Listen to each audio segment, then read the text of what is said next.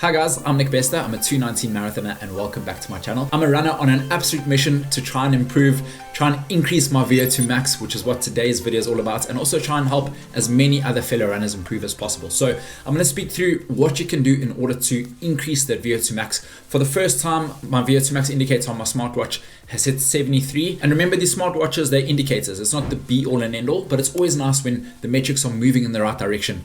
You're feeling strong and the sort of metrics are indicating the same thing. And I think a big thing of how I've been able to hit this level that I've never hit before is I went skiing in high altitude in the French Alps for a week where I did treadmill training. I was good with my strength, so on and so forth. I came back to a nice cold UK, just above sea level. I found that I'm sort of hitting as much pace or a little bit faster than before at a lower heart rate, which is why the VO2 max indicator is climbing. So it just goes to show you how important high altitude is and how beneficial high altitude can be. I mean, I was only there for a week, so that's why you know why the professionals, the cream of the crop, they go train in altitude, put themselves in high altitude, get those red blood cells, and get the most out of their bodies in order to hit those high VO2 max levels. So let's start off by defining what exactly is VO2 max. So VO2 max is the amount of oxygen your body can use during exercise. Okay, so genetics play a massive role in VO2 max. A lot of people are born with either naturally higher or naturally lower VO2 maxes. VO2 max is something you can work on and improve up until a certain point. So basically,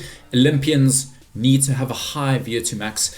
If you've got a very low VO2 max, no matter how hard you work, you simply won't make the Olympics. You won't be the cream of the crop. But alternatively, on the other hand, you can be born with a very high VO2 max and have good genes. But if you don't put in that hard work, then you're never going to unlock your full potential. And what I've realized in running, and not just in running, but in life in general, is that hard work trumps talent. Like, yes, it's good to have talent for a lot of people, but those people that grind, those people that work hard, that's where the results will come, not just in running, but in life in general. So I think I'm probably a good example for this. Like, I'm not that talented. Yes, I'm a little bit talented, but I've often been told that I don't have a runner's build, a runner's physique, yet I'm being able to outperform a lot of people that are maybe more talented, more accustomed to running, have been running from a younger age, and so on and so forth, just by relentlessly showing up week in, week out, and by hard work. So if you do the same, I promise you'll surprise yourself with the results that come. So talent and born with a naturally higher VO2 max will only take you so far. Now let's talk about exactly how VO2 max is worked out on these smartwatches. So pretty much it's a very, very basic formula. It takes into account your pace relative to your heart rate. So if you're running at the same pace but at a lower heart rate, then your VO2 max is going to improve. If you're running at the same heart rate but a slightly faster pace, once again, your VO2 max indicator is going to improve. If you're doing both of those, if you're running faster and at a lower heart rate, then your VO2 max is going to improve significantly. So pretty much that's exactly what fitness is about. The fitter you get, the faster you get at a lower heart rate, or basically you're able to sustain the same pace at a lower heart rate. So remember, we live in a world where metrics are so easily available to us these days. And what I would say is, use these indicators as motivation. Use them in a good way, all right? Your VO2 max is never going to go up all the way. There's going to be dips, there's going to be downhills, there's going to be uphills, but try use it all as motivation. What I try and do is, when I'm on a dip and it's showing downhill, it's obviously not nice to see, but at the same time, I'm like, okay, I'm going to show you who's boss. Let's put in the work. Let's try and turn this around, and that way we're using it as a positive motivation.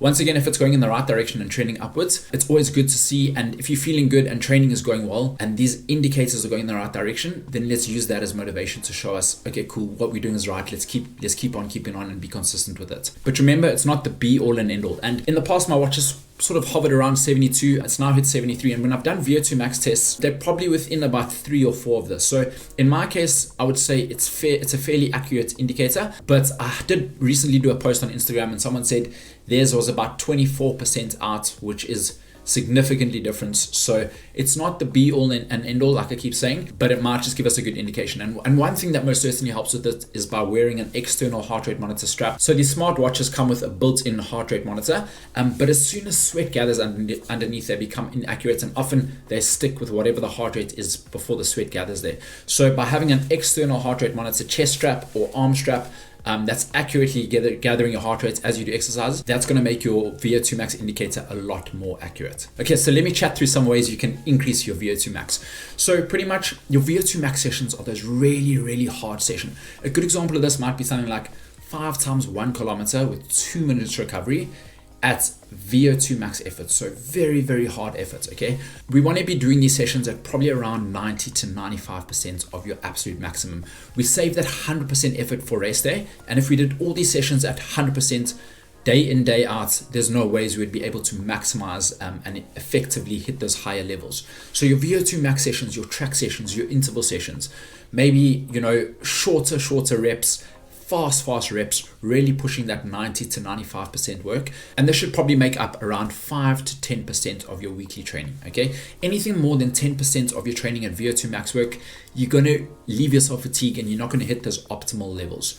So it's really the business days. We wanna be fresh, we wanna be sharp, we wanna get the most out of those business days. That's where the magic is made. It's all important ingredients, but those sort of VO2 max sessions, that's where you really can push that ceiling. In order to get there, we need to increase that aerobic base, okay? So this is sort of our everyday easy training, our zone 2 stuff, sort of somewhere between 65 to 75% of your heart rate max. This should comprise around 70 to 80% of your training, okay? And by building this aerobic base, we're really just building that foundation so that on the higher end, we can really smash it. Then we move on to your threshold or tempo training, okay? This would probably make up around 10 to 20% of your training. You're working at around 80 to 90% effort. So these are longer reps, something like between 2Ks and 4 km reps, okay? Or something between sort of 10-minute to 20-minute intervals at a time. The more you're able to increase your threshold and sustain that threshold level, the more you're able to increase the VO2 max. We can't just focus on that sharp end VO2 max work without getting those other bits right, because it's not a productive way to train and there's no ways we'll be able to sustain it. Now, some other tips in order to get this combination right as best as possible is that we really need to be recovered and fresh on those harder days. Those days where the money is made, those days where we're pushing that ceiling and our VO2 max is climbing. Basically, you can't hit a high level of training with your heart rates being very, very high from the start because you're not fresh, okay? The fresher you are, the more your body is able to sustain that higher heart rate for a longer period of time. If we're going into those harder days very tired, you might be able to hit sort of your max, but for a very short period. Whereas when you're fresher, you can sustain that for longer, which is good signs, and you're getting a much better aerobic and anaerobic workout out of that. Then in order to keep that trend moving upwards, you've heard this all the time, and you must try and be as consistent as possible, okay? What happens often is that your body takes adaptations in the beginning. I've been running for 12 years. I've been running to the structure that I'm doing for probably about 8 years.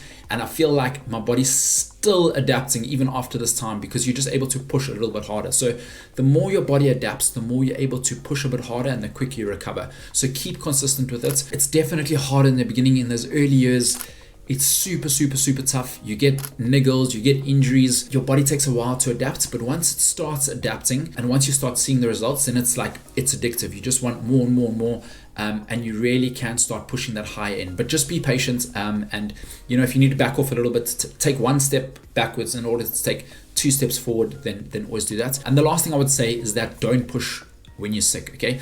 When you're sick, you might find that your HRV is unbalanced, your resting heart rate is a little bit higher, and if your body is not performing at the best of the ability and your resting heart rate is already quite high heading into those harder sessions, what's going to happen is your heart rate's going to boom quite quickly, and your body's just not going to be able to get the optimal performance. So be very careful about pushing when you're sick. You're much better off resting, getting better, and fully firing on all cylinders before you push that VO2 max work. Cool. I hope this video has helped you. Let me know in the comments below if you do have a smartwatch, what your VO2 max indicator is, and if you've been for a VO2 max test before, whether you find it quite accurate. The gold standard is honestly to get your VO2 max tested. I know it's quite expensive, but basically you run with a mask, you get such good data from it.